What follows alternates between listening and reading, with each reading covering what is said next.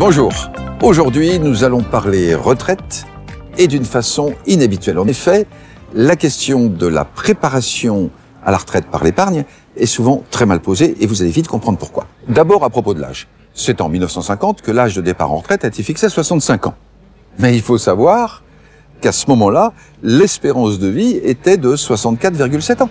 C'est ensuite seulement qu'il y a eu ce formidable allongement de la durée de vie, pour les hommes bien sûr, mais encore plus pour les femmes. Car justement, l'allongement de la durée de vie n'est pas seulement une affaire de statistiques.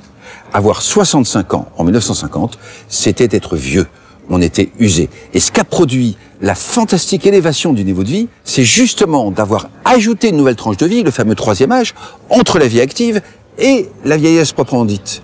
Et quand on y réfléchit, ce troisième âge pour tout le monde est une formidable nouveauté dans l'histoire de l'humanité.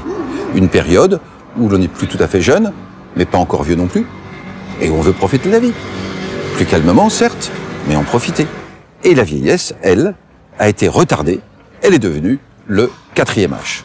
En fait, nos systèmes sociaux ont été pensés à une époque où, 1, on passait directement de la vie active à la vieillesse, et où 2, la vieillesse elle-même était un temps court.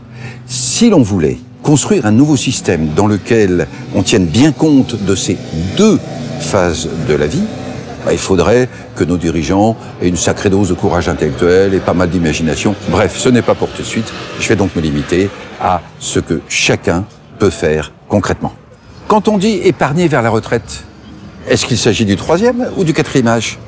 La distinction est très importante. Alors, on le sait, ce qu'apportent les systèmes sociaux n'est pas suffisant. Mais c'est déjà une base. Et il s'agit ensuite de bien séparer les objectifs vers le troisième ou vers le quatrième âge.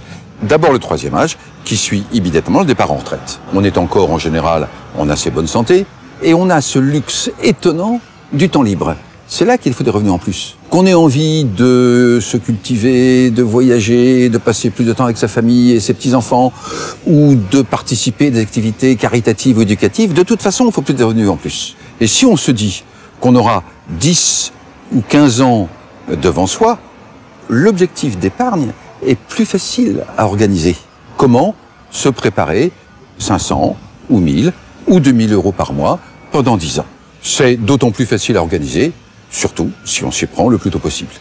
Ensuite vient la vieillesse proprement dite, le fameux quatrième âge. Encore une fois, les systèmes sociaux sont là, mais ils ne sont pas forcément suffisants pour des conditions de décence optimales.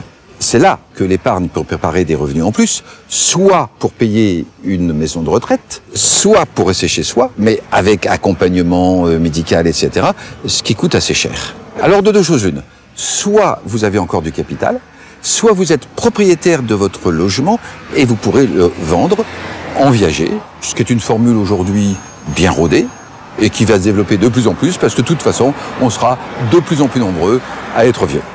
Voilà. Évidemment, il y aurait bien plus de choses à dire sur la façon de préparer ces deux retraites. Et quel type de placement, de quelle façon, spécifiquement pour le troisième âge ou pour le quatrième âge. Mais je voulais surtout aujourd'hui insister sur cette distinction très importante à faire parce qu'elle permet de mieux calibrer, mieux organiser et évidemment de mieux réussir l'épargne. Voilà. Je vous souhaite beaucoup de succès dans votre vie financière.